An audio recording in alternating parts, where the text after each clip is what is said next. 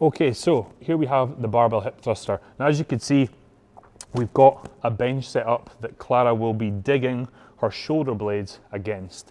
Now, throughout the movement itself, the whole time, what we're going to try and get Clara to do is focus on pushing her weight from her mid foot to her heel. There's a lot to think about in a hip thruster. A lot of people think it's just about pushing the weight up in the air as quick as they can, when we want to have a different internal voice than that. So what I'm going to ask Clara to do is just bump the weight up off the floor a little bit.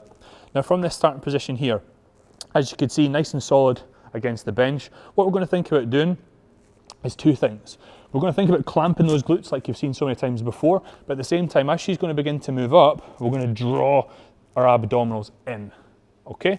Back down. So if you could see that, what you'll see is her pelvis actually tilts upward. So she's going to clamp their glutes there, come back up, think about squeezing her butt cheeks together. And in that top position, we're going to imagine that if we had a tailbone, it'd be tucked underneath and going towards the sky. Drop back down.